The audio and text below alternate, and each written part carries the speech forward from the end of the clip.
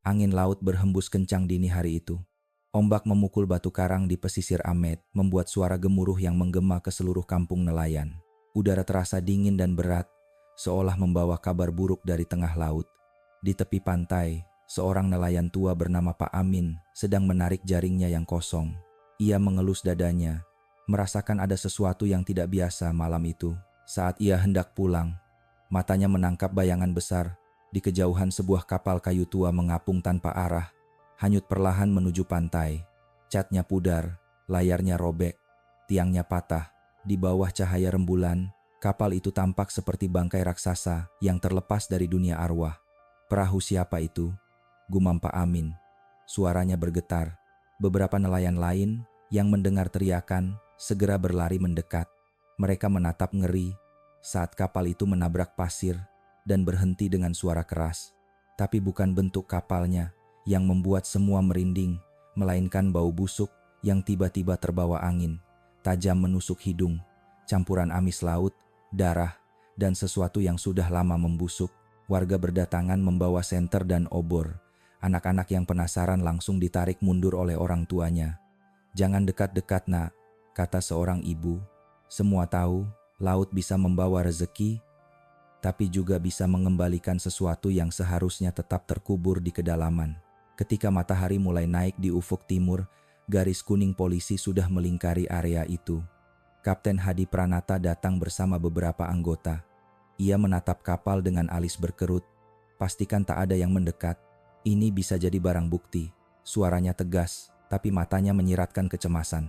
Di antara kerumunan warga, seorang pria muda memegang kamera kecilnya. Dialah Bayu Santoso, wartawan dari Denpasar, yang kebetulan sedang meliput kehidupan nelayan. Ia tak menyangka, pagi itu akan menjadi awal dari liputan paling aneh dalam hidupnya. Dari balik lensa, ia melihat sesuatu yang akan terus menghantuinya, sebuah kapal tanpa nama yang membawa rahasia kematian dari Laut Bali Timur. Pagi itu, sinar matahari menembus kabut tipis di pantai Amet. Suara ombak yang biasanya menenangkan kini terasa seperti dentuman drum kematian. Warga berkerumun di belakang garis polisi, wajah mereka tegang. Sebagian menutup hidung dengan kain basah. Bau yang menyengat dari kapal tua itu sudah menyebar ke seluruh pantai, membuat beberapa orang muntah di pasir. Kapten Hadi Pranata berdiri di tepi kapal, memakai masker ganda. "Kita buka palkanya," ujarnya pendek. Seorang anggota polisi naik ke atas dengan linggis tua, mencongkel pintu besi berkarat. Suara deritnya menggema panjang, nyaring, seperti keluhan dari masa silam. Begitu terbuka, semua orang menahan napas. Dari dalam kapal, hawa busuk yang luar biasa keluar seperti semburan. Salah satu polisi hampir jatuh karena mual. Mereka mengarahkan senter ke dalam. Dalam cahaya itu tampak tumpukan karung goni, sebagian robek, dan dari celahnya terlihat sesuatu yang membuat darah membeku. Rambut panjang hitam menempel dengan cairan kecoklatan. "Ya Tuhan," bisik salah satu petugas. Kapten Hadi mengangguk cepat, memberi isyarat agar karung dibuka hati-hati. Kain goni itu disibak. Terlihat tubuh seorang wanita muda. Kulitnya pucat kebiruan, matanya tertutup rapat. Ada ukiran simbol aneh di dadanya, berbentuk lingkaran dengan garis seperti ombak. Wajah-wajah di sekitar kapal berubah pucat. Suara tangis pelan terdengar dari kerumunan warga. "Segera panggil forensik," perintah Kapten Hadi. "Dan tutup lambung ini. Jangan biarkan warga panik." Namun sebelum pintu kembali ditutup, beberapa karung lain bergeser. Dari sela-selanya tampak tangan, rambut, bahkan kaki wanita lain. Jumlahnya bukan 1 atau 2 puluhan. Kabar menyebar cepat. Dalam hitungan menit, pantai Amet penuh dengan jeritan dan doa. Seorang nenek jatuh pingsan, anak-anak menangis ketakutan. Beberapa nelayan yang masih kuat berdiri, saling pandang tanpa kata. Mereka tahu laut sedang murka. Sementara itu, Bayu Santoso menekan tombol kameranya dengan tangan gemetar. Ia bukan wartawan baru, tapi pemandangan kali ini terlalu berat untuk ditelan logika. Bagaimana mungkin kapal nelayan membawa 45 jasad wanita? Batinnya. Ia melirik ke arah Kapten Hadi, tapi sang kapten hanya menunduk. Wajahnya tegang. Di sisi kapal, Bayu melihat ukiran di lambung samar-samar tertutup lumut, namun bentuknya jelas menyerupai ombak berputar. Ia mengambil foto cepat, lalu mengusap lehernya. Ada getaran aneh di udara.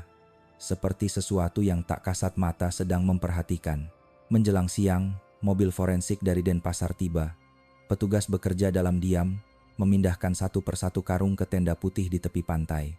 Bau anyir dan amis darah bercampur dengan suara kamera wartawan yang berlomba mengambil gambar. Tapi Bayu tak lagi berpikir soal berita besar.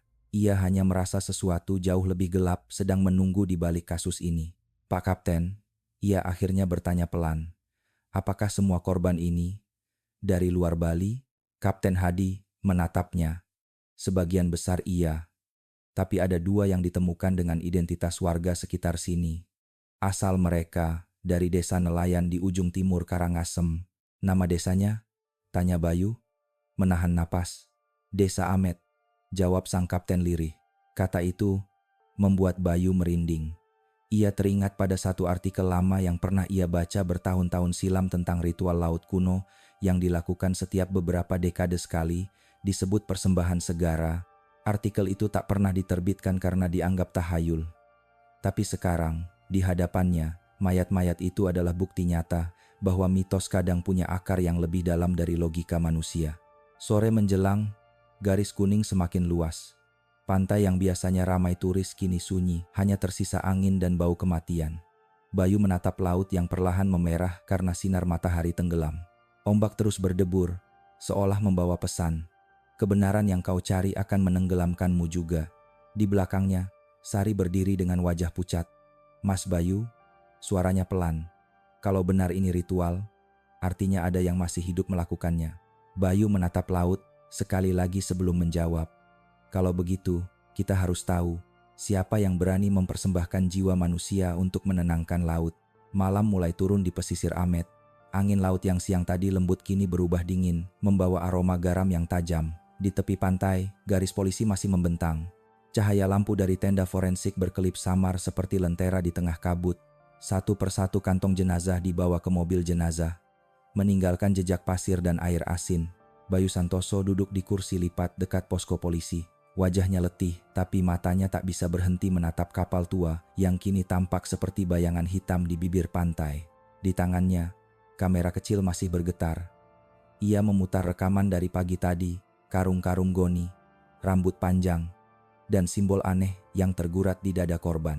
Setiap kali melihatnya, perutnya serasa diaduk ombak. Sari Wulandari, asistennya, datang membawa 2 gelas kopi hitam. "Mas Bayu, minum dulu. Dari tadi belum makan," katanya pelan. Bayu hanya mengangguk. "Kamu lihat simbol itu, bentuknya seperti ombak yang berputar, seolah menggambarkan arus laut." Sari duduk di sampingnya, menatap layar kamera. "Iya, dan aku merasa pernah melihat bentuk itu, entah di mana." Bayu memejamkan mata, mencoba mengingat. Di benaknya muncul bayangan lama arsip majalah budaya Bali Timur, sekitar 5 tahun lalu. Di sana tertulis tentang upacara kuno, pemujaan penjaga laut, dilakukan oleh desa nelayan tertentu untuk menenangkan ombak, tapi artikel itu tidak pernah terbit. Redaksi menganggapnya tak berdasar. "Simbol itu sama persis," gumam Bayu. "Lingkaran dengan garis seperti gelombang, dan artikel itu menyebut satu nama." Sari menoleh. "Nama apa?" Bayu membuka catatan di ponselnya, mengetik perlahan. "Amet." Ia menatap laut yang gelap. Ombak di sana tampak lebih berat malam ini. "Sari, apa kamu percaya kalau laut bisa menuntut tumbal?" Sari menggigit bibirnya. "Saya percaya laut bisa mengambil siapa saja, tapi bukan karena ia haus darah. Mungkin karena manusia yang menanam ketakutan di situ." Bayu tersenyum kecil. "Kamu lebih berani dari yang kukira." Tak jauh dari mereka, Kapten Hadi Pranata sedang berbicara dengan 2 anggota forensik. Suaranya rendah, tapi Bayu masih bisa menangkap sepenggal kalimat. Tidak ada tanda perlawanan. Semua korban tampak pasrah. Kalimat itu membuat bulu kuduk Bayu berdiri. "Pasrah," pikirnya, seolah mereka tahu akan mati. Ketika malam semakin larut, Bayu berjalan mendekati kapal. Ia melewati garis polisi yang sudah longgar, menyorotkan lampu senter ke sisi lambung. Di sana, di antara lumut dan karang kecil, tampak ukiran simbol yang sama seperti di tubuh korban, lingkaran dan ombak berpilin. Ia mengusapnya dengan jari, dan entah kenapa, udara di sekeliling tiba-tiba menjadi lebih dingin. "Mas Bayu!" Suara Sari terdengar dari jauh. "Hati-hati, jangan terlalu dekat." Tapi Bayu tak menjawab. Ia justru memotret simbol itu dari berbagai sudut. Saat kilatan kamera menyala, ia mendengar sesuatu bisikan halus seperti suara perempuan yang datang dari dalam kapal. "Tolong kami." Bayu tersentak, mundur 2 langkah. Ia menoleh ke arah Sari, tapi gadis itu tampak sibuk menelpon seseorang di tenda. Tak ada siapapun yang berbicara padanya. "Angin," gumamnya pelan, meski hatinya berdebar kencang. Pagi berikutnya, berita tentang kapal misterius Ahmed memenuhi media. Beberapa koran menulis kemungkinan perdagangan manusia, tapi Bayu merasa itu terlalu mudah. Ia yakin akar masalahnya jauh lebih tua daripada jaringan kriminal biasa. Ia kembali menatap catatan arsip lamanya, foto pura di tebing karang, upacara dengan dupa dan gong, serta kalimat samar yang ia tulis sendiri dulu. Beberapa warga percaya, jika laut marah, 1 nyawa harus dikembalikan sebagai persembahan. Kini kalimat itu seperti nubuat. Bayu menutup laptopnya dan menarik napas panjang. "Sari," katanya pelan, "besok kita berangkat ke desa ini. Aku harus tahu apakah legenda itu masih hidup." Sari menatapnya dengan khawatir. "Kalau itu benar, Mas, berarti kita sedang menuju tempat yang membuat laut berdarah." Bayu hanya tersenyum tipis. "Kadang, untuk menemukan kebenaran, kita memang harus berlayar ke arah ombak yang paling gelap." Pagi itu, langit Denpasar masih diselimuti awan kelabu. Kantor forensik di rumah sakit pusat dipenuhi wartawan dan polisi. Namun suasana di dalam ruangan terasa hening, hanya terdengar suara langkah sepatu dan deru pendingin ruangan. Di tengah ruangan berdiri Kapten Hadi Pranata, menatap lembar laporan autopsi yang baru selesai. Wajahnya serius, kedua alisnya menaut. Di sampingnya, Bayu Santoso dan Sari Wulandari menunggu dengan cemas. Mereka diundang karena sejak awal menjadi saksi media pertama yang tiba di lokasi. Hadi menatap Bayu sejenak, lalu berkata perlahan, "Hasil awal autopsi sudah keluar. Dan hasilnya tidak seperti yang kita bayangkan." Bayu mencondongkan tubuh. "Apa maksud Bapak Kapten?" Hadi menarik napas panjang. "Semua korban meninggal dengan cara yang sama. Luka sayatan di dada membentuk simbol tertentu. Tidak ada tanda perlawanan, tidak ada bekas jeratan atau luka pertahanan." Sari menelan ludah. "Jadi, mereka tidak melawan?" "Seperti menerima nasibnya," jawab Hadi lirih. "Atau mungkin mereka sudah tidak sadarkan diri sebelum disayat." Bayu memandangi laporan itu. Di antara barisan kalimat ilmiah, hatinya bergemuruh. "Tanda di dada, simbol ombak," gumamnya. Kapten Hadi menambahkan dengan nada pelan, seolah enggan terdengar orang lain, "Ada hal lain. Beberapa mayat sudah teridentifikasi. 2 di antaranya berasal dari Karangasem. Tepatnya, Desa Ahmed." Ruangan mendadak sunyi. Hanya suara detak jam di dinding yang terdengar jelas. Bayu dan Sari saling pandang, seolah menemukan potongan terakhir dari teka-teki yang mengerikan. Hadi melanjutkan, "Kami juga menemukan serpihan kayu di kapal dengan tulisan huruf Bali tua. Artinya kira-kira persembahan laut yang tertunda. Saya tak tahu apa maksudnya, tapi rasanya kita perlu ke sana." Bayu menatap Hadi dalam-dalam. "Izinkan saya ikut, Pak Kapten. Saya punya arsip lama tentang desa itu." Kapten Hadi terdiam lama, lalu berkata, "Kalau kau ikut, kau harus patuh. Jangan bertindak sendiri." Bayu mengangguk. "Saya janji, Pak." Beberapa hari kemudian, mereka bertiga berangkat menuju Karangasem. Mobil jeep yang mereka tumpangi melaju pelan di jalan berliku. Semakin jauh meninggalkan Denpasar, suasana berubah. Rumah-rumah makin jarang, pohon kelapa menjulang tinggi, dan suara laut makin jelas di kejauhan. Sari duduk di kursi belakang, memandangi pemandangan sawah yang mulai menguning. "Indah ya, Mas. Tapi entah kenapa, aku merasa tempat ini menyembunyikan sesuatu." Bayu menatap jalan di depan. Kadang tempat yang paling indah justru menyimpan rahasia paling gelap. Mobil terus menanjak. Hujan gerimis turun, membuat kabin berembun. Hadi membuka percakapan. "Aku sudah beberapa kali bertugas ke desa terpencil, tapi belum pernah ke Ahmed. Menurut catatan, desa ini nyaris tanpa laporan kriminal selama 10 tahun. Tapi justru itu yang aneh." Bayu menimpali. "Kadang ketenangan adalah tanda ada sesuatu yang disembunyikan." Mereka tiba di gerbang desa menjelang sore. Sebuah gapura batu berdiri megah, diukir dengan gambar ombak dan ikan laut. Di bawahnya tertulis, "Selamat datang di Desa Ahmed." Saat mobil melewati gerbang itu, udara mendadak terasa berat. Laut di kejauhan bergemuruh tanpa angin. Penduduk setempat menghentikan aktivitas mereka dan menatap rombongan dengan mata curiga. Anak-anak berlari ke rumah, ibu-ibu menutup jendela. Bayu merasakan tatapan puluhan mata mengikuti langkahnya. Di tengah lapangan desa, seorang pria berusia 50-an dengan kain poleng di pinggang menunggu mereka. Tubuhnya tegap, matanya tajam. Mangku Darmawan, kepala adat Amet. "Selamat datang di desa kami, Kapten," ucapnya pelan. Suaranya berat tapi sopan. "Kami sudah dengar tentang kapal itu." Kapten Hadi mengangguk. "Kami perlu bertanya beberapa hal, Mangku. Kapal itu tampaknya berasal dari sini." Mangku tersenyum samar. "Ah, mungkin ombak yang mempermainkan arah. Laut selalu membawa apa saja, bahkan yang tidak seharusnya." Bayu memperhatikan nada suaranya. Senyum Mangku terlalu tenang untuk seseorang yang desanya baru saja dikaitkan dengan tragedi besar. Ia menatap kapal kecil yang tertambat di dermaga, lalu berbisik ke Sari, "Lihat wajahnya, bukan wajah orang yang kaget, lebih seperti orang yang sudah tahu." Sore itu, langit Amet berwarna oranye pucat. Ombak berdebur lembut di kejauhan. Tapi entah mengapa, udara di sekitar desa terasa ganjil seperti menunggu sesuatu. Di hati Bayu, muncul firasat kuat.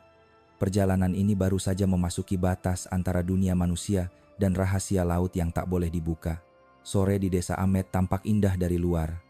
Cahaya matahari senja memantul di permukaan laut membuat air berkilau seperti lembaran kaca. Dari kejauhan, terdengar bunyi gamelan halus dari rumah-rumah kayu di tepi jalan. Anak-anak berlari kecil membawa layangan. Seolah tak ada yang ganjil. Seolah ini hanyalah desa nelayan biasa. Namun begitu Bayu Santoso turun dari mobil, perasaan damai itu perlahan pudar. Tatapan mata warga mengikuti setiap langkahnya bukan tatapan ramah, tapi penuh waspada, seperti melihat orang asing yang membawa malapetaka. "Mas Bayu, mereka seperti takut pada kita," bisik Sari Wulandari, menggenggam tas selempangnya kuat-kuat. Bayu mengangguk pelan.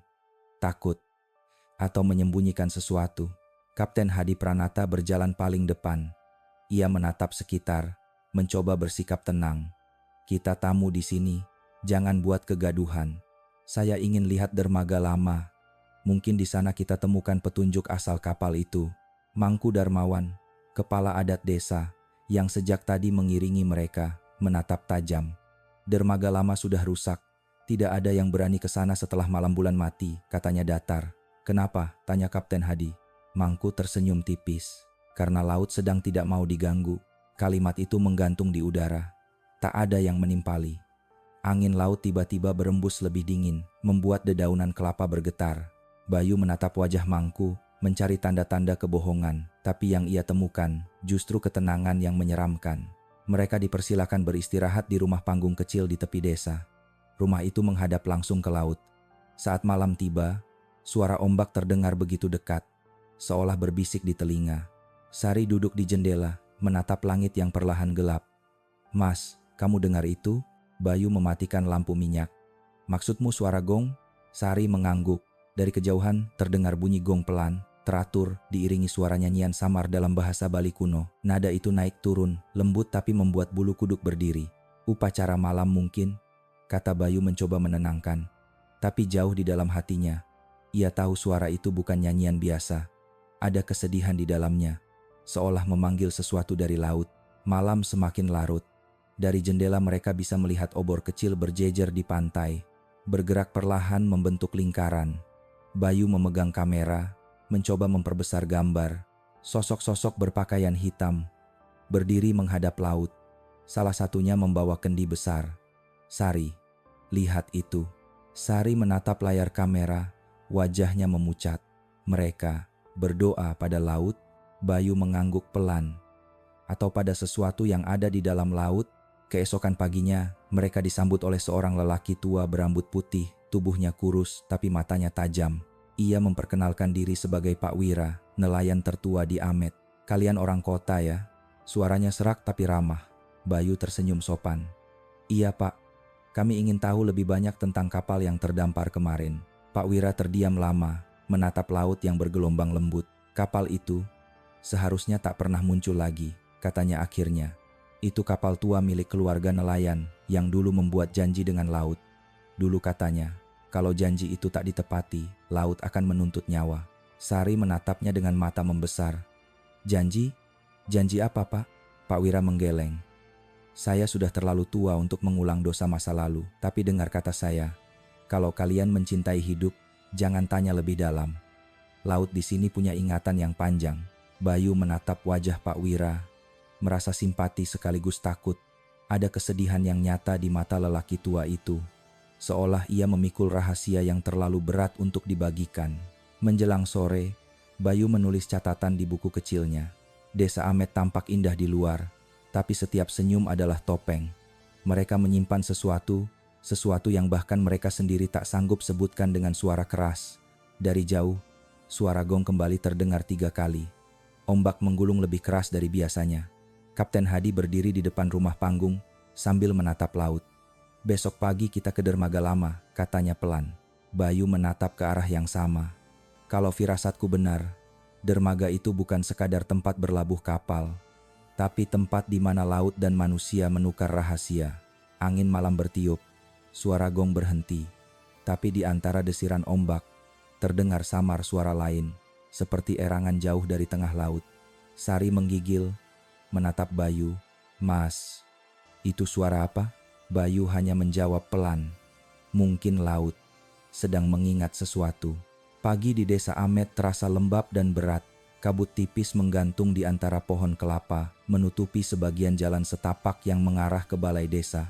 Bayu, Sari, dan Kapten Hadi, Pranata, berjalan perlahan menuju rumah besar di tengah kampung rumah kayu berukir rumit dengan atap ijuk tebal.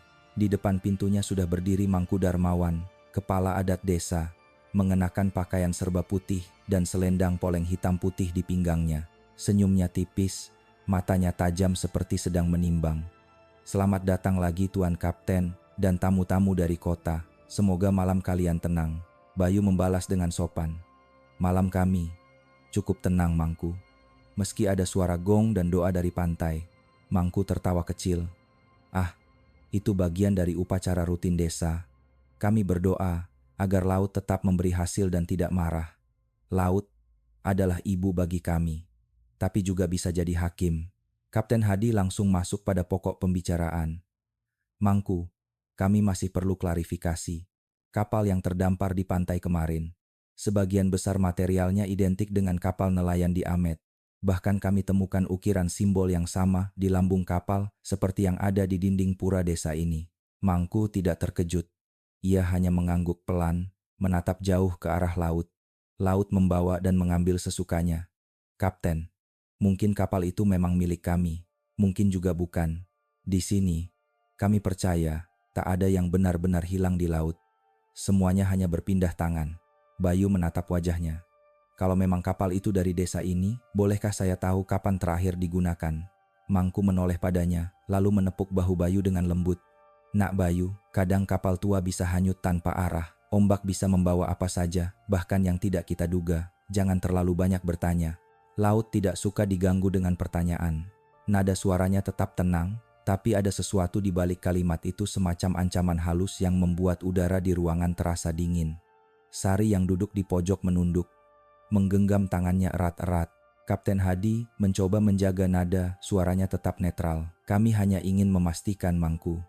Karena 45 jasad wanita ditemukan di kapal itu. Kami perlu tahu asal-usulnya. Mangku memandangnya lama. Tatapan matanya kosong, seolah menembus masa lalu. Kadang manusia mati bukan karena dibunuh, Kapten, tapi karena memenuhi takdir yang sudah digariskan. Tidak semua kematian perlu dicari pelakunya. Kalimat itu mengguncang suasana. Bayu spontan menatap Kapten Hadi, dan sang kapten menghela napas panjang. Kami tidak bicara soal takdir, Mangku. Kami bicara soal hukum. Mangku tersenyum lagi, kali ini lebih dalam, seperti orang yang menyembunyikan banyak hal. Hukum manusia tidak selalu bisa menyentuh dasar laut, Kapten. Setelah pertemuan berakhir, mereka berjalan keluar dari rumah adat dengan hati berat. Di luar, matahari sudah tinggi, tapi hawa di sekitar balai desa terasa lebih dingin dari biasanya. Burung camar beterbangan rendah, tanda badai kecil mungkin akan datang. Sari menatap Bayu dengan cemas. Mas, kamu dengar sendiri kan cara dia bicara? Seolah-olah semua ini memang harus terjadi. Bayu mengangguk, wajahnya tegang. Iya, dan aku yakin dia tahu lebih banyak daripada yang dia mau ceritakan. Kapten Hadi menatap laut. Aku sudah bertugas bertahun-tahun, tapi baru kali ini aku dengar orang bicara tentang kematian dengan nada setenang itu. Ia menarik napas panjang. Malam ini, kita akan tetap di sini. Aku ingin lihat sendiri apa yang mereka lakukan saat gelap tiba. Malamnya, hujan turun rintik-rintik. Bayu duduk di beranda rumah panggung mereka, mencatat di buku lapangan. Mangku Darmawan bicara dengan tenang, tapi setiap kata seperti menutup pintu kebenaran.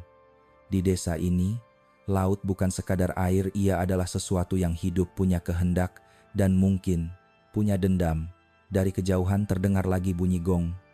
Kali ini lebih pelan, seperti panggilan dari dasar laut. Sari berdiri di jendela, menatap ke arah pantai yang gelap. Mas Bayu, kalau mereka memang percaya laut bisa menuntut nyawa, apa artinya?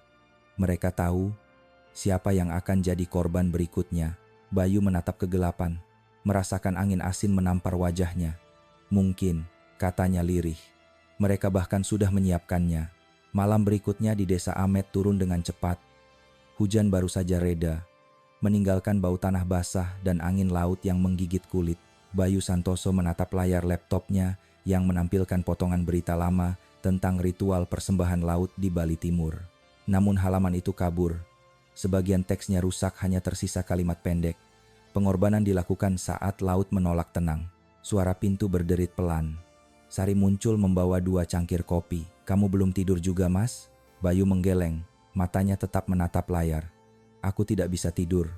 Aku yakin kapal itu, simbol di dadanya, semua berkaitan dengan sesuatu yang terjadi di desa ini. Sari duduk di sampingnya. Kamu pikir ini benar-benar ritual? Bayu menatapnya serius. Kalau hanya kebetulan, kenapa semua korban punya tanda yang sama? Dan kenapa 2 di antaranya berasal dari sini? Suara langkah di luar rumah membuat mereka berdua menoleh. Bayu berdiri hati-hati lalu membuka pintu. Di depan berdiri Pak Wira, nelayan tua yang kemarin mereka temui di dermaga. Rambutnya basah, wajahnya pucat, dan matanya tampak gelisah. Ia menatap sekeliling sebelum berbisik, aku tidak bisa diam lagi. Kalian harus tahu sesuatu. Sebelum terlambat, Bayu segera mempersilakan masuk. Sari menyiapkan selimut kecil dan segelas air. Pak Wira duduk, tangannya gemetar. Kalian dari kota tidak tahu apa yang kalian ganggu. Kapal itu bukan kapal biasa, itu kapal perjanjian. Bayu menggernit. Perianyan, Pak Wira menatap keluar jendela, ke arah laut yang gelap. Dulu, puluhan tahun lalu, sebelum aku lahir, desa ini hampir tenggelam oleh badai. Ombak besar datang berturut-turut, perahu-perahu hancur, anak-anak terseret air, warga putus asa, sampai seorang tetua membuat janji dengan laut. Ia menelan ludah, lalu melanjutkan dengan suara pelan.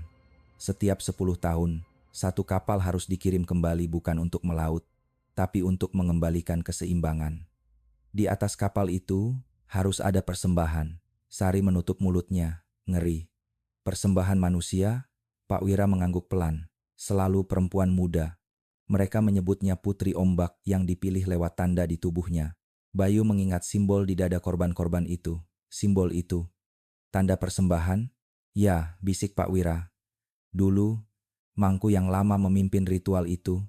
Tapi setelah dia meninggal, tradisi diteruskan secara sembunyi-sembunyi. Orang-orang di sini takut membicarakannya, karena mereka percaya laut bisa mendengar. Hening menyelimuti ruangan. Di luar, suara ombak terdengar lebih keras dari biasanya. Angin malam meniup gorden hingga berayun lembut. Bayu menatap Pak Wira dalam-dalam. Kalau benar begitu, berarti desa ini masih melakukan ritual itu sampai sekarang. Pak Wira menunduk, wajahnya berkerut penuh penyesalan. Aku berharap aku salah, Nak. Tapi setelah kapal itu terdampar dan ditemukan puluhan mayat, aku tahu laut sedang menagih janji. Beberapa detik kemudian, lampu minyak di meja bergetar seperti tertiup angin tak terlihat. Sari memegangi dadanya.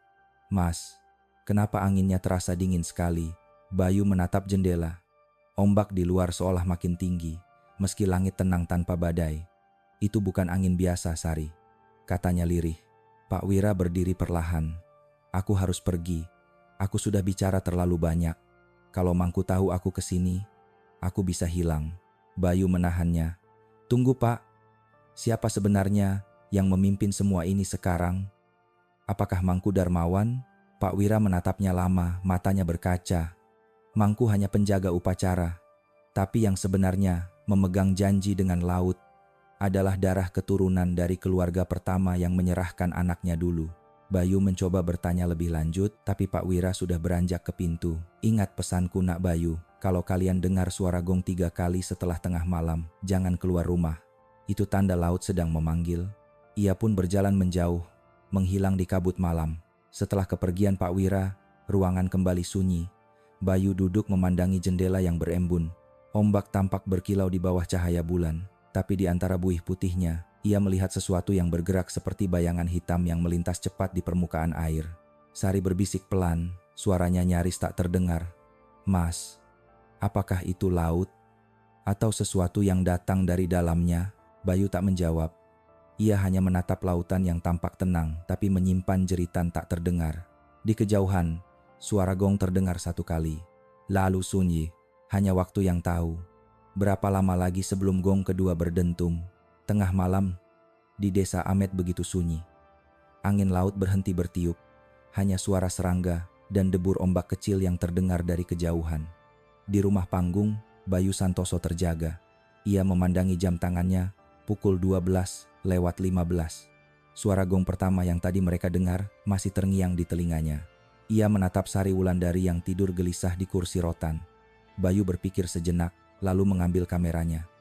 Ia tahu apa yang dikatakan Pak Wira. Jangan keluar bila gong berbunyi 3 kali. Tapi rasa penasarannya terlalu besar. Ia ingin tahu, apa sebenarnya yang dilakukan warga desa setiap malam bulan mati seperti ini. Bayu melangkah perlahan keluar. Tanah masih lembab setelah hujan. Langit gelap tanpa bintang, seolah tertutup selimut hitam pekat. Dari kejauhan terdengar bunyi gong kedua, lambat, berat, dan bergema di udara. Suaranya datang dari arah pantai. Ia menyalakan kamera, lampu kecil di atas lensa memantulkan cahaya redup. Setiap langkah terasa menembus kesunyian. Ketika mendekati bibir pantai, Bayu bersembunyi di balik pohon pandan laut. Dari situ, ia melihat sesuatu yang membuat napasnya tercekat. Puluhan warga desa berdiri melingkar di pasir, semuanya mengenakan kain hitam dan membawa obor. Di tengah lingkaran, Mangku Darmawan berdiri tegak dengan jubah putih dan kepala ditutup selendang. Di depannya, sebuah kendi tanah liat besar diletakkan di atas batu datar. Asap dupa mengepul ke langit, bercampur dengan kabut laut. Bayu memperbesar kameranya. Ia melihat simbol ombak melingkar terukir di pasir sama persis dengan yang ditemukan di lambung kapal terdampar. Mangku menengadah ke langit, lalu berseru dalam bahasa Bali kuno yang tak dimengerti Bayu. Suaranya berat, seperti bergema dari bawah tanah. Tiba-tiba, semua warga menjatuhkan lutut dan menunduk. Seseorang datang dari arah belakang, seorang perempuan muda berambut panjang, berpakaian putih, wajahnya pucat, matanya kosong. Ia digandeng 2 wanita tua menuju lingkaran pasir. Bayu menahan napas. "Tuan, apa yang mereka lakukan?" gumamnya. Mangku menatap perempuan itu, lalu membuka kendi tanah liat. Bau amis segera tercium, darah segar, kental, dan merah tua. Ia mencelupkan tangannya ke dalam kendi, lalu menggambar simbol di dada perempuan itu dengan jari. Suaranya terdengar pelan namun jelas. "Persembahan untuk laut, di agar desa tetap aman." Bayu menekan tombol kamera dengan tangan gemetar. Tapi tiba-tiba, seekor burung hitam melintas rendah di depan lensa, membuatnya tersentak. Kamera jatuh ke pasir dan lampunya berkedip. Beberapa warga menoleh. Mangku berhenti bicara. Sunyi sejenak. Bayu segera memungut kameranya dan mundur pelan. Tapi langkahnya menginjak ranting kering krek. Suara kecil itu terdengar nyaring di tengah keheningan. "Siapa itu?" teriak seseorang dari lingkaran. Obor berputar ke segala arah. Bayu berlari, menembus semak. Nafasnya memburu, dadanya berdebar keras. Ia mendengar langkah-langkah di belakangnya, tapi tidak berani menoleh. Ketika sampai di jalan tanah menuju rumah panggung, suara gong ketiga menggema keras, membuat bulu kuduknya berdiri. Pintu rumah terbuka. Sari berdiri di ambang dengan wajah panik. "Mas Bayu, kemana saja kamu? Aku dengar suara orang dari arah pantai." Bayu menutup pintu dengan cepat. Mereka masih melakukannya. "Sari, aku lihat sendiri. Ada gadis muda yang dijadikan persembahan." Sari menutup mulutnya, matanya membesar. Ya Tuhan, Bayu menatap layar kameranya. Tapi file rekaman itu rusak. Hanya suara desis angin dan bisikan samar yang tersimpan. Antara dua suara, terdengar kalimat aneh. Yang hidup jangan menatap laut terlalu lama. Karena laut juga bisa menatap balik. Sari mundur, wajahnya pucat. Mas, itu bukan suara manusia. Bayu menatapnya dalam diam, tangannya gemetar. Di luar jendela, angin laut berembus pelan, membawa bau amis darah. Dan entah dari mana, suara gong berbunyi lagi pelan sekali, hanya satu kali, seolah memberi tanda bahwa malam ini belum berakhir. Pagi datang dengan langit kelabu di atas desa Amed. Angin dari laut berhembus pelan, membawa aroma asin bercampur amis yang masih tertinggal dari malam sebelumnya. Burung camar berputar-putar di atas ombak, seolah enggan mendekat ke pantai. Di antara buih putih, tampak noda merah samar, seperti sisa sesuatu yang dibawa arus semalam. Kapten Hadi Pranata berjalan menyusuri pasir bersama dua anggotanya. Wajahnya tegang, matanya awas memeriksa setiap inci tanah basah. Di tangannya, ia membawa ponsel berisi laporan warga yang mengaku mendengar suara gong dan melihat cahaya obor di pantai tengah malam. "Kalian lihat sesuatu?" tanyanya datar. Salah satu anak buahnya menunjuk ke arah bebatuan di sisi barat pantai. "Di sana, Pak, ada bercak yang belum kering." Hadi melangkah cepat. Di antara batu karang, memang terlihat jejak darah kental menetes hingga ke arah laut. Ia berjongkok, menyentuh sedikit dengan sarung tangan. "Masih baru," katanya lirih. Sekitar beberapa jam yang lalu, ia memandang laut yang berkilau pucat di bawah cahaya pagi. Di kejauhan, terlihat bekas lingkaran pasir besar, sebagian terhapus ombak. Di tengahnya, ada sisa dupa dan serpihan kendi tanah liat. "Sepertinya ada upacara semalam," gumam salah satu anggota. Kapten Hadi mengangguk pelan. "Tapi bukan upacara biasa." Tak jauh dari situ, Bayu Santoso dan Sari Wulandari datang tergesa. Wajah mereka pucat, mata mereka lelah karena hampir tak tidur semalam. Bayu memegang kameranya erat. "Pak Kapten, saya tahu ini mungkin sulit dipercaya, tapi saya melihat mereka semalam. Di sini, mereka melakukan ritual." Kapten Hadi menatap tajam. "Siapa mereka?" Bayu menelan ludah. "Warga desa. Mereka berkumpul di pantai, dipimpin oleh Mangku Darmawan. Ada gadis muda yang dilukis dengan darah." Anggota polisi di belakang saling berpandangan. Kapten Hadi mengerutkan kening. "Kau yakin?" Bayu mengangguk cepat. "Saya lihat dengan mata kepala sendiri. Tapi saat saya coba rekam, filenya rusak. Entah kenapa, rekamannya hilang." Hadi berdiri tegak, menatap laut yang mulai berombak kecil. "Kau tahu apa artinya ini, Bayu? Kalau benar ada gadis yang dijadikan korban, itu bukan lagi ritual adat, itu pembunuhan." Bayu terdiam, lalu berkata pelan, "Tapi mereka percaya, itu bagian dari perjanjian lama dengan laut." Pak Wira yang bilang, "Setiap beberapa tahun, harus ada persembahan agar desa tetap aman." Kapten Hadi menarik napas panjang. Perjanjian atau tidak, hukum tetap hukum. Ia menatap anak buahnya. "Siapkan kendaraan, kita ke rumah Mangku Darmawan." Ketika mereka tiba di rumah kepala adat itu, suasana desa tampak berbeda. Warga yang biasanya sibuk menjemur ikan kini berbisik-bisik di depan rumah masing-masing. Anak-anak tidak bermain, dan suara gamelan yang biasa terdengar dari pura kecil kini menghilang. Pintu rumah Mangku terbuka. Ia duduk di beranda dengan pakaian putih seperti biasa, wajahnya tenang seolah tidak terjadi apa-apa. "Selamat pagi, Kapten," katanya lembut. "Angin laut hari ini lembut, ya?" Kapten Hadi berdiri di depannya, menatap tajam. "Kami menemukan darah di pantai, Mangku. Tepat di tempat yang Anda larang kami datangi." Mangku tersenyum kecil. "Darah? Mungkin darah ikan hasil tangkapan." "Tidak," potong Hadi. "Darah manusia." Senyum di wajah Mangku perlahan memudar, tapi suaranya tetap tenang. "Kalau begitu, laut sudah memilih siapa yang harus dipanggil. Saya tidak berhak mencampuri kehendak alam." Bayu yang berdiri di belakang maju setapak. "Jangan bicara seolah nyawa manusia cuma bagian dari upacara. Saya lihat sendiri gadis itu dipaksa berdiri di tengah lingkaran. Di mana dia sekarang?" Mangku menatap Bayu dengan pandangan dingin, lalu berkata pelan, "Kalau laut sudah memanggil, tidak ada yang bisa mengembalikannya." Hadi mengepalkan tangan. "Kami akan memeriksa seluruh desa. Jika ditemukan korban, siapapun yang terlibat akan kami tangkap." Mangku berdiri, Tatapannya seperti batu. Silakan Kapten. Tapi hati-hati. Laut tidak suka orang luar mengusik rahasianya. Menjelang sore, langit di atas desa Amet berubah kelabu. Ombak datang lebih deras dari biasanya, menghantam batu karang di tepi pantai. Udara lembab membawa aroma anyir yang menusuk. Warga berlarian menutup jendela rumah, seolah tahu sesuatu yang buruk sedang mendekat. Sementara itu, Kapten Hadi Pranata dan timnya masih menyisir garis pantai untuk mencari bukti tambahan. Bayu dan Sari ikut bersama mereka, meski rasa takut mulai tumbuh di dada. Angin bertiup kencang. Pasir beterbangan. Tiba-tiba seorang nelayan muda berlari dari arah timur, napasnya tersengal. "Pak Kapten, ada yang aneh di pantai Karang Hitam." Mereka semua bergegas mengikuti. Perjalanan menembus batu karang licin membuat langkah tersandung beberapa kali. Begitu sampai di lokasi, pemandangan yang mereka lihat membuat semua terdiam. Di antara tumpukan rumput laut dan sampah yang terdampar, terbaring seorang gadis muda. Tubuhnya penuh luka lebam. Rambutnya kusut menempel di wajah, pakaian putihnya sobek di beberapa bagian, dan di dada kirinya tampak simbol ombak yang diukir samar. Sari menutup mulutnya ngeri.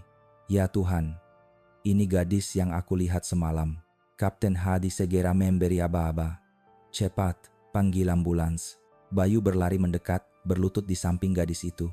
"Kamu dengar aku? Kamu aman sekarang." Kelopak mata gadis itu bergetar, lalu terbuka perlahan. Suaranya lemah, hampir seperti bisikan. "Mereka ingin menyerahkan aku ke laut." Hadi menatap Bayu, lalu bertanya lembut, "Siapa mereka?" Gadis itu berusaha mengucap, tapi hanya sempat berkata, "Mangku dan orang-orang desa." Sebelum matanya kembali terpejam. Beberapa jam kemudian, gadis itu dibawa ke posko sementara di tepi desa. Dokter dari Karangasem datang untuk memeriksa.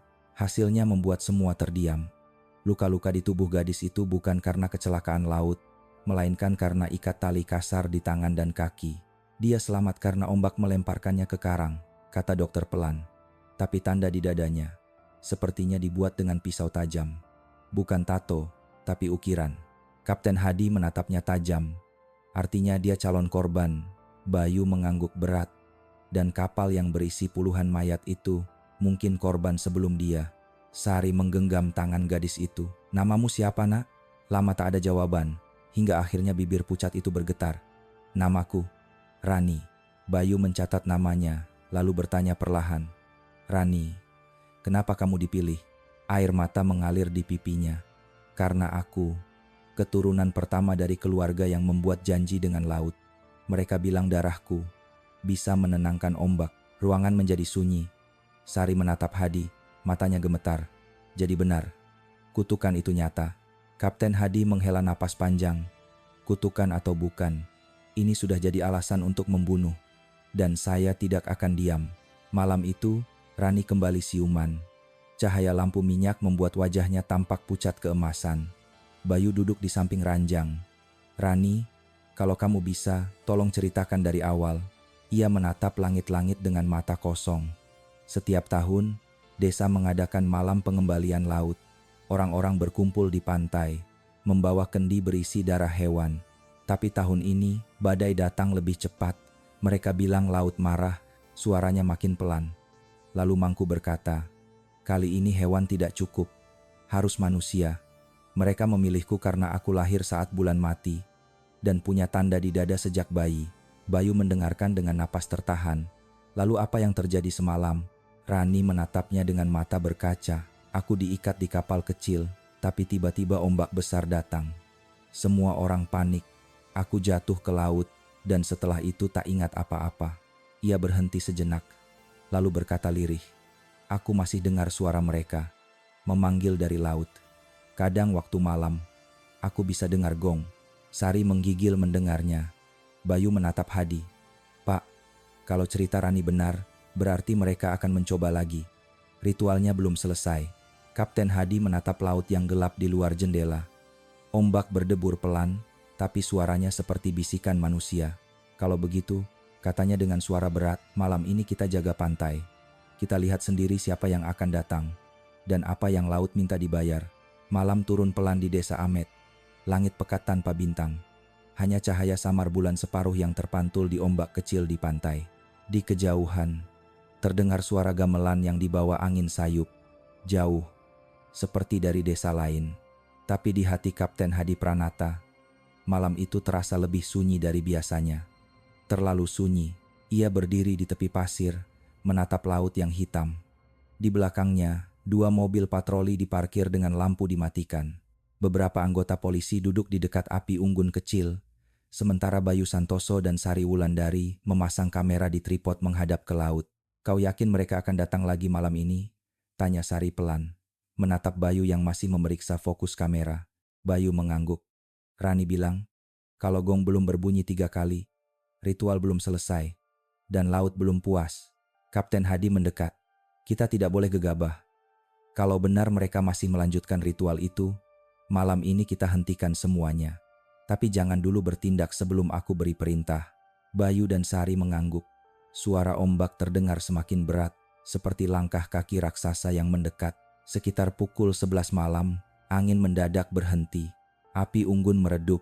Dari arah laut, terdengar bunyi rendah seperti deru napas panjang. Permukaan air yang tadi tenang mulai beriak, membentuk pusaran kecil di dekat karang. Sari berbisik, "Mas, lihat itu." Bayu menatap layar kameranya. Arus laut seperti bergerak melingkar bukan karena angin, tapi seolah ada sesuatu yang berputar dari bawah. Kapten Hadi memerintahkan anggotanya, "Tetap di posisi. Jangan mendekat dulu." Mereka semua menahan napas. Dari arah hutan di belakang, samar-samar terdengar bunyi gong pertama. Dalam hitungan detik, gong kedua menyusul. Lebih keras, menggetarkan dada siapapun yang mendengarnya. Sari menatap Bayu dengan mata lebar. 2 kali, Bayu menelan ludah. Berarti 1 lagi. Dan benar gong ketiga menggema. Panjang, bergema di seluruh desa. Lalu tiba-tiba semua lampu di sekitarnya padam. Hanya cahaya bulan yang tersisa, menyorot permukaan laut yang kini beriak hebat. "Generatornya mati," seru salah satu anggota polisi. Kapten Hadi berteriak, "Tetap tenang, nyalakan senter. Cepat." Beberapa cahaya senter menembus kegelapan. Tapi apa yang mereka lihat membuat bulu kuduk merinding. Dari arah laut, perlahan muncul kabut putih tebal. Di dalam kabut itu, tampak bayangan perahu yang meluncur ke arah pantai tanpa suara. Tidak ada layar, tidak ada orang mendayung, tapi perahu itu bergerak dengan sendirinya. "Ya, Tuhan," bisik Sari. Bayu mengarahkan kamera. Lensa bergetar karena tangannya gemetar. Itu kapal yang sama, kapal yang dulu terdampar. Perahu kayu itu berhenti beberapa meter dari bibir pantai, bergoyang perlahan. Kapten Hadi mengangkat senjata, meski dalam hatinya ia tahu peluru takkan berguna melawan sesuatu yang datang dari laut. "Siapkan diri. Kalau ada yang turun dari kapal, jangan lepaskan pandangan." Kabut semakin menebal. Dari atas perahu terdengar bunyi rantai beradu logam.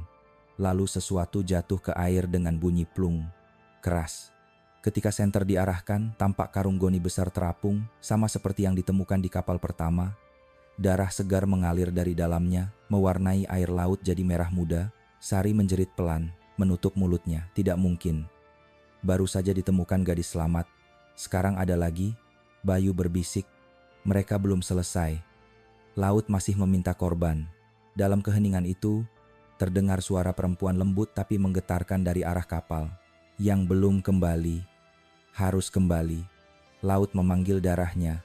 Kapten Hadi menatap laut dengan wajah tegang. Suara siapa itu? Tak ada yang menjawab. Hanya angin dingin yang lewat di antara mereka. Tiba-tiba, arus laut berubah liar. Ombak naik tinggi, menghantam kaki mereka. Kamera Bayu jatuh ke pasir. Api unggun padam seluruhnya. Sari berbisik dengan suara gemetar, "Mas, itu Rani?"